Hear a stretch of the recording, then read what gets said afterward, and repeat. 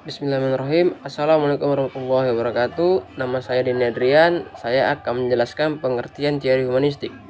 Teori humanistik ialah sebagai aktivitas jasmani dan rohani guna memaksimalkan proses perkembangan. Sedangkan secara sempit, pembelajaran diartikan sebagai upaya menguasai khazanah ilmu pengetahuan sebagai rangkaian pembentukan kepribadian secara menyeluruh. Pertumbuhan yang bersifat jasmani tidak memberikan perkembangan tingkah laku. Perubahan atau perkembangan hanya disebabkan oleh proses pembelajaran seperti perubahan habit atau kebiasaan, berbagai kemampuan dalam hal pengetahuan, sikap maupun keterampilan. Teori humanistik berupaya mengerti tingkah laku belajar menurut perkembangan peserta didik dan bukan dari pandangan pengamat. Humanisme meyakini pusat belajar ada pada peserta didik dan pendidik berperan hanya sebagai fasilitator. Sikap serta pengetahuan merupakan syarat untuk mencapai tujuan pengaktualisasian diri dalam lingkungan yang mendukung. Pada dasarnya manusia adalah makhluk yang spesial. Mereka mempunyai potensi dan motivasi dalam pengembangan diri maupun perilaku. Oleh karenanya, setiap individu adalah merdeka dalam upaya pengembangan diri serta pengaktualisasinya. Penerapan teori humanistik pada kegiatan belajar hendaknya pendidik menuntut peserta didik berpikir induktif, mengutamakan praktik, serta menekankan pentingnya partisipasi peserta didik dalam pembelajaran. Hal tersebut dapat diaplikasikan dengan diskusi sehingga peserta didik mampu mengungkapkan pemikiran mereka di hadapan audiens. Pendidik mempersilakan peserta didik menanyakan materi pelajaran yang kurang dimengerti. Proses belajar menurut perkembangan humanistik bersifat pengembangan kepribadian, keharmonian, perkembangan tingkah laku, serta mampu memahami fenomena di masyarakat. Tanda khususan penerapan tersebut yaitu peserta didik merasa nyaman dan bersemangat dalam proses belajar, serta perubahan positif secara berpikir, tingkah laku, serta pengendalian diri. Ciri-ciri teori belajar humanistik. Ciri humanisme adalah Tuhan sebagai pusat norma tertinggi ditinggalkan orang. Cita-cita manusia dicari pada manusia itu sendiri. Ukuran kebenaran, kesusilaan, keindahan dicari dan didapatkan pada manusia pula. Menurut Suprayogi tahun 2005, ciri-ciri khusus teori belajar humanistik adalah: yang pertama, mementingkan manusia sebagai pribadi. Kedua, mementingkan kebulatan pribadi. Ketiga, mementingkan peranan kognitif dan afektif. Keempat, mengutamakan terjadinya aktualisasi diri. Yang kelima, mementingkan persepsual subjektif yang dimiliki tiap individu. Keenam, mementingkan kemampuan menentukan tingkah laku sendiri. Dan terakhir, mengutamakan pengertian. Bismillahirrahmanirrahim. Saya Rian Pairan Nasution. Di sini saya akan membahas tentang tokoh-tokoh aliran humanistik. Yang pertama itu ada Arthur Combs. Di sini Combs dan kawan-kawannya menyatakan bahwa apabila kita ingin memahami perilaku orang, kita harus mencoba memahami dunia persepsi orang itu. Mereka juga menyatakan bahwa perilaku buruk seseorang itu sesungguhnya tak lain hanyalah dari ketidakmauan seseorang untuk melakukan sesuatu yang tidak akan memberikan kepuasan baginya. Yang kedua ada Abraham Maslow. Di sini Maslow membagi kebutuhan-kebutuhan manusia menjadi 7 hierarki. Apabila seorang telah mendapat atau memenuhi kebutuhan pertama seperti kebutuhan fisiologis, barulah dapat menginginkan kebutuhan yang terletak di atasnya atau kebutuhan selanjutnya seperti mendapatkan rasa aman dan seterusnya. Hierarki kebutuhan manusia menurut Maslow ini mempunyai implikasi penting yang harus diperhatikan oleh guru pada waktu ia mengajar anak-anaknya. Ia mengatakan bahwa perhatian dan motivasi belajar tidak mungkin berkembang kalau kebutuhan dasar murid belum terpenuhi. Yang ketiga, Rogers. Di dalam bukunya Freedom to Learn, Rogers menunjukkan sejumlah prinsip-prinsip belajar humanistik yang penting. Di antaranya, 1. Manusia itu mempunyai kemampuan untuk belajar secara alami. Yang kedua, belajar yang signifikan terjadi apabila subject matter dirasakan murid mempunyai relevansi dengan maksud-maksudnya sendiri. Yang ketiga, belajar yang menyangkut suatu perubahan di dalam persepsi mengenai dirinya sendiri dianggap mengancam dan cenderung untuk ditolaknya. Yang keempat, tugas-tugas belajar yang mengancam diri adalah lebih mudah dirasakan dan diasimilasikan apabila ancaman-ancaman dari luar itu semakin kecil. Yang kelima, apabila ancaman terhadap diri siswa rendah, pengalaman dapat diperoleh dengan berbagai cara yang berbeda-beda, dan terjadilah proses belajar.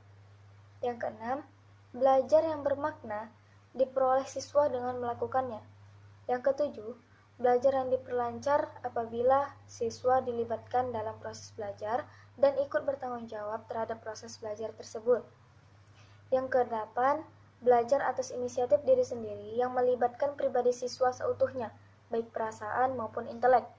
Yang kesembilan, kepercayaan terhadap diri sendiri, kemerdekaan, dan kreativitas akan lebih mudah dicapai apabila siswa dibiasakan untuk mawas diri dan mengkritik dirinya sendiri, dan penilaian dari orang lain merupakan cara kedua yang penting. Yang ke-10 atau yang terakhir, belajar yang paling berguna secara sosial di dalam dunia modern ini adalah belajar mengenai proses belajar. Suatu keterbukaan yang terus-menerus terhadap pengalaman dan penyatuan ke dalam dirinya mengenai proses perubahan itu.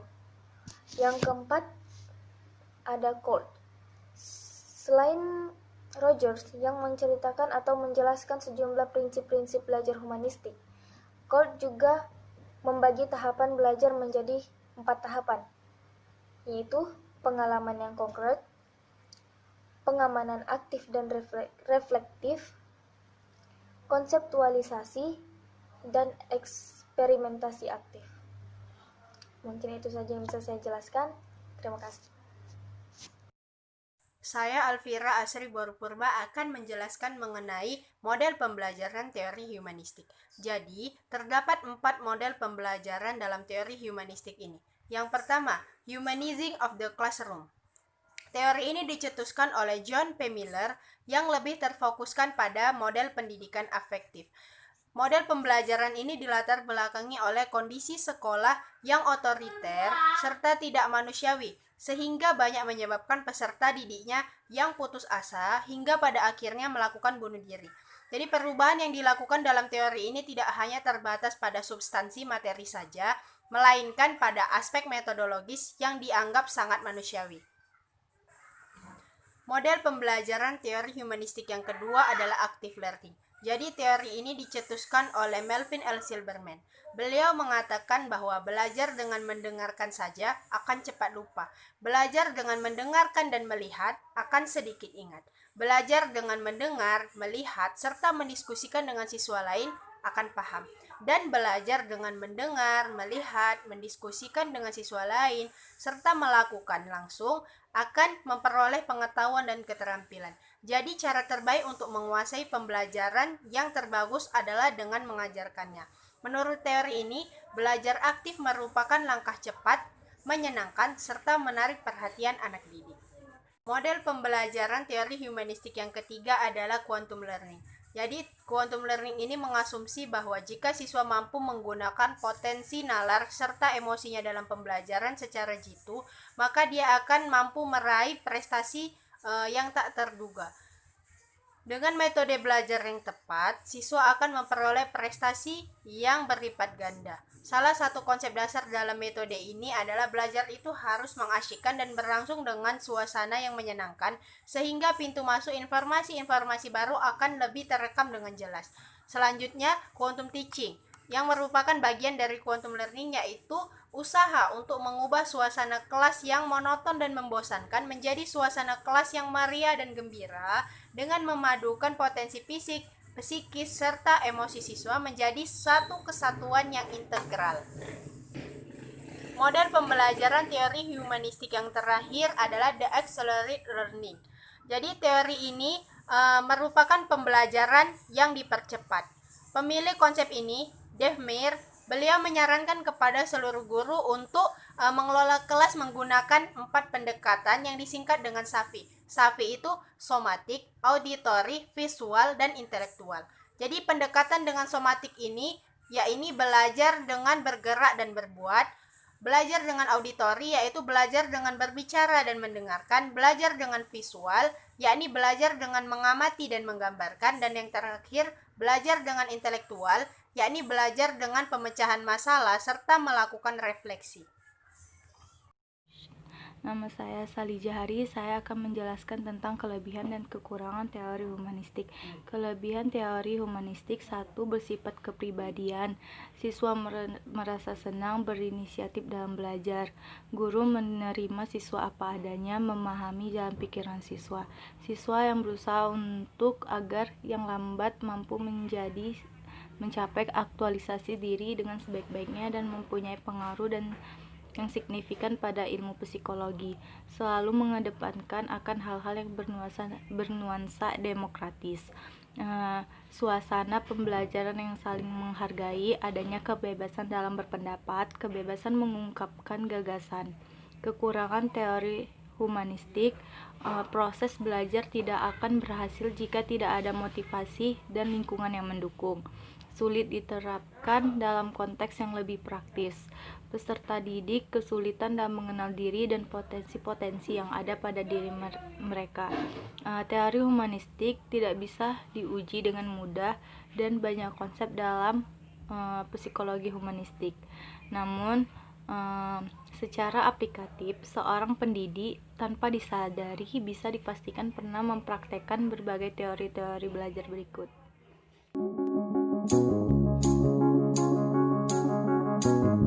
Menurut Arthur Combs, ia memiliki pendapat bahwa belajar itu merupakan hal yang bisa terjadi di mana saja dan tatkala bagi seseorang yang ada artinya. Jadi, guru tidak bisa memaksa seseorang untuk mempelajari berbagai hal yang tidak disukainya atau dianggap tidak relevan bagi dirinya. Maka ketika muncul perlawanan, hal itu sebenarnya merupakan bentuk hal buruk saja dari dirinya, yang mencerminkan ketidakmauan seseorang untuk mempelajari hal yang tidak diminatinya. Contohnya, ketika anak tidak bisa berhitung, bukan karena dia bodoh, tetapi karena mereka merasa enggan dan terpaksa untuk belajar, merasa seperti tidak ada manfaat ketika mereka mempelajari hal yang tidak mereka sukai. Lalu ada Abraham Maslow yang berpendapat bahwa proses belajar pada manusia merupakan proses yang dilaluinya untuk mengaktualisasikan dirinya. Belajar adalah proses untuk mengerti sekaligus memahami siapa diri kita itu dan bagaimana kita menjadi diri kita yang lebih baik lagi dan menggali potensi-potensi yang ada di diri kita untuk kita kembangkan. Contohnya, Anna adalah seorang anak yang rajin dan dia suka menggambar, sehingga dia mencoba untuk menggali potensi yang ada di dirinya dan terus mencoba sampai gambarannya benar-benar mirip dengan aslinya. Yang terakhir, menurut Carl Rogers, baginya pengalaman individu merupakan fenomena logika yang dialami oleh individu itu sendiri. Setiap manusia memiliki kecenderungan untuk mencapai kesempurnaan di dalam hidupnya, membentuk konsep hidup yang unik, menarik, dan tingkah laku yang selaras dengan konsep kehidupan yang dimilikinya. Pembelajaran itu terjadi melalui fenomena hidup atau pengalaman yang sudah dialami di hidupnya. Contohnya, Andi adalah anak yang cerdas dan aktif, akan tetapi jika dia tidak ingin mengikuti proses pembelajaran, seperti menyanyi, dia akan diam saja, tidak mau mengikuti, dan seperti tidak bersemangat dalam kelas itu. Namun, dia paham kegiatan itu seperti apa. Teori belajar humanistik tujuannya lebih mengarah kepada proses belajarnya dibandingkan dengan hasil pembelajarannya. Dan di dalam suatu teori pasti terdapat kelebihan dan kekurangan di dalam penerapannya. Berikut adalah kelebihan dan kekurangan dari teori belajar humanistik.